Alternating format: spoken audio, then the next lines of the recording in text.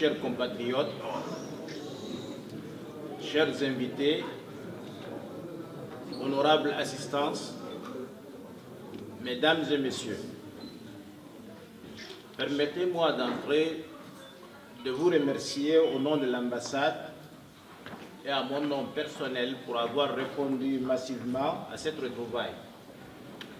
Vous avez certainement donné la priorité à notre invitation et reporté pour un autre jour ce que votre agenda prévoit d'habitude en cette fin d'année. Ce sacrifice témoigne réellement de votre attachement à la communauté tchadienne et partant à votre pays, la terre de Toumaï. Comme l'exige la tradition, je voudrais au seuil de l'année 2014 vous souhaiter les meilleurs vœux de santé, de bonheur et de réussite dans vos entreprises personnelles et professionnelles. Que l'année 2014 nous apporte plus d'entente, de cohésion et de solidarité au sein de notre chère communauté vivant au Benelux. Je souhaite également plus de stabilité, de concorde nationale et de progrès socio-économique pour notre pays. Chers compatriotes, mesdames et messieurs, vous venez de suivre le discours du président de l'Association des Tchadiens au Benelux, ainsi que la présentation du bureau.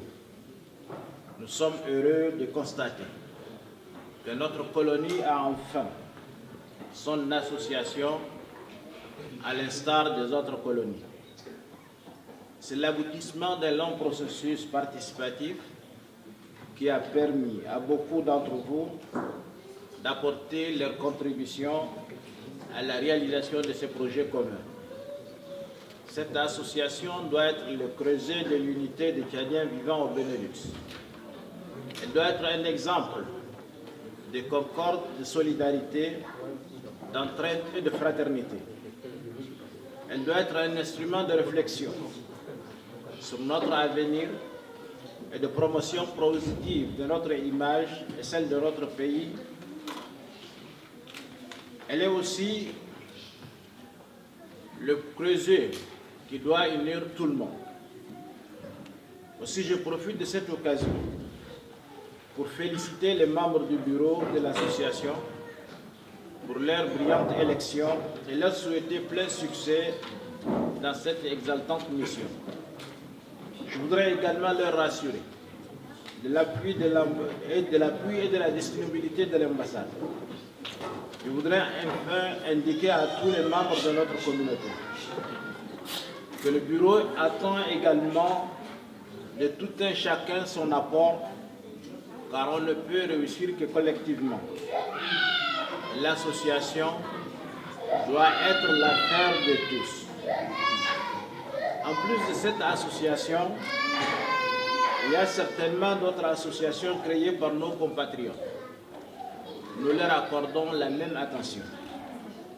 Nous allons également organiser des réunions spécifiques avec ces associations pour nous enquérir de leur évolution.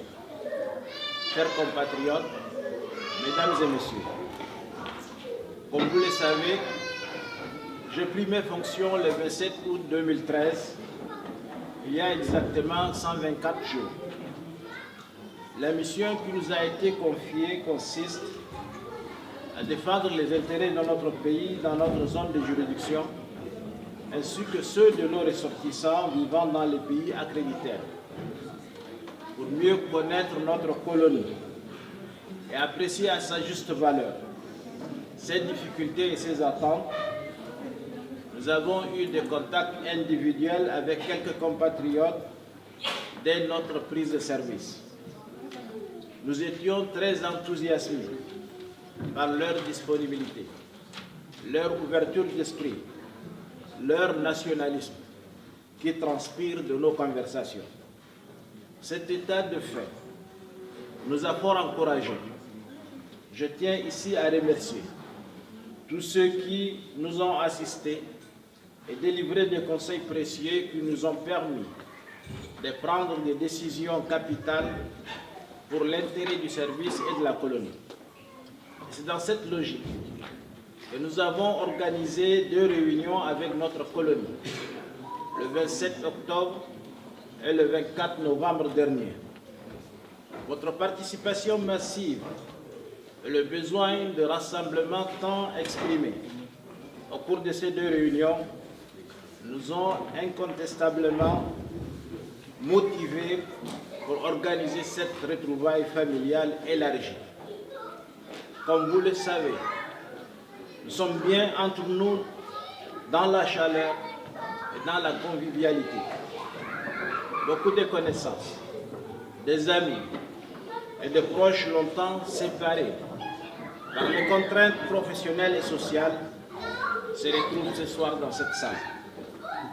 On est aussi heureux de faire la première connaissance des compatriotes qui vivaient pourtant depuis longtemps en Belgique, mais à défaut d'opportunités similaires, n'ont pas eu la chance de se croiser. C'est pour vous dire que cette retrouvaille n'a pas de prix. En conséquence, cet élan précieux que nous venons de lancer ce soir doit se poursuivre, se consolider et perdurer. Il doit être légué à la prochaine génération. Chers compatriotes, mesdames et messieurs, je me fais également le devoir de vous entretenir un peu de la situation de notre pays, car certains d'entre vous ne l'ont pas visité depuis un certain temps. Et comme l'actualité l'impose, notre pays qui naguère était qualifié d'État néant commence à faire parler de lui, et positivement. Sur le plan diplomatique, le Tchad vient d'être élu pour la première fois depuis son accession à l'indépendance, membre non permanent du Conseil de sécurité des Nations Unies. Cette consécration est le résultat d'une diplomatie agissante et réaliste, inspirée par le président de la République, Idriss Déby Itno. Le Tchad jouit d'un rôle important. Le Tchad joue un rôle important dans la résolution des conflits en Afrique, notamment au Mali, en RCA, au Darfour et j'en passe. En matière économique, notre pays exporte son pétrole depuis 2004. Cette manne pétrolière lui permet de doper sa croissance économique. Notre pays s'est doté d'un plan national de développement 2013-2015 lui permettant de jeter les bases d'une croissance économique durable afin de parvenir à l'émergence économique à l'horizon 2025. Ce plan prévoit également pour la diaspora tchadienne plus de 14 milliards de francs CFA. En matière d'infrastructures de base, le Tchad dispose d'un réseau routier qui désenclave en toute saison toutes les régions du pays. Les infrastructures scolaires, universitaires et sanitaires sont construites à travers tout le pays. La dernière réalisation étant l'hôpital moderne qui vient d'être inauguré. Dans le même cadre, le gouvernement a lancé depuis une année la construction de la grande usine pharmaceutique de l'Afrique centrale pour un coût global de plus de 60 milliards de francs CFA. L'agriculture et l'élevage, qui sont les mamelles de notre économie, occupent presque 70% de nos populations. Pour les développer, le gouvernement a mis en place un programme national de sécurité alimentaire. L'agriculture se mécanise grâce à la création d'une usine de montage de tracteurs et autres machines agricoles. Plus de 1200 tracteurs sont déjà mis à la disposition des agriculteurs dans toutes les régions. Des abattoirs modernes sont en construction au sud et au nord du pays pour favoriser l'exportation de la viande et le traitement des sous-produits d'élevage. La politique d'industrialisation du pays se met en route. À part les industries agroalimentaires, le gouvernement a mis en exploitation une cimenterie à Baoré, au Pala dans le Maï-Kébu Ouest. l'usine textile de Sarre a été rénovée et modernisée. L'usine de jus de fruits de Doba, la raffinerie de Yarmaya et d'autres usines sont en cours de réalisation pour traiter les produits dérivés de la raffinerie. En somme, notre pays va mieux. Cette embellie est due en partie à la paix chèrement acquise. La stabilité politique étant la condition du développement et l'attraction des investissements extérieurs directs, le gouvernement s'attelle à la préserver par le biais du dialogue politique, la réforme de la justice, l'amélioration de la bonne gouvernance et la liberté de la presse. L'amélioration des conditions de vie des populations rurales est le credo politique du gouvernement. À ce titre, le chef de l'État a dédié les premières années de son programme quinquennal au monde rural. La priorité qui sera satisfaite à l'horizon 2015 est l'accès à l'eau potable de plus de 60% de la population du pays.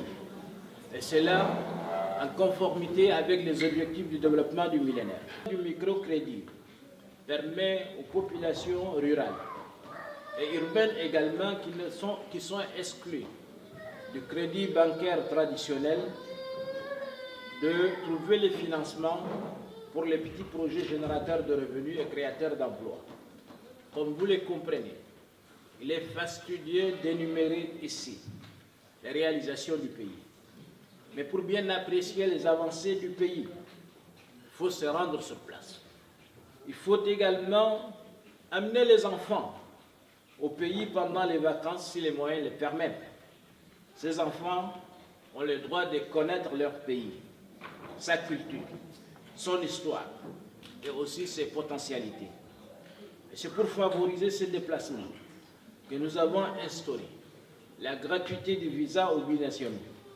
Nous avons mis en place le service d'état civil pour renforcer vos attaches avec le pays. Mesdames et messieurs, chers compatriotes, chers invités, honorables assistants, pour le mot de la fin, je dirais que cette retrouvaille inaugure une nouvelle ère dans les relations entre l'ambassade et les ressortissants tchadiens vivant dans le Benelux. Le personnel diplomatique et moi-même ferons de notre mieux pour fournir les services répondant à vos attentes.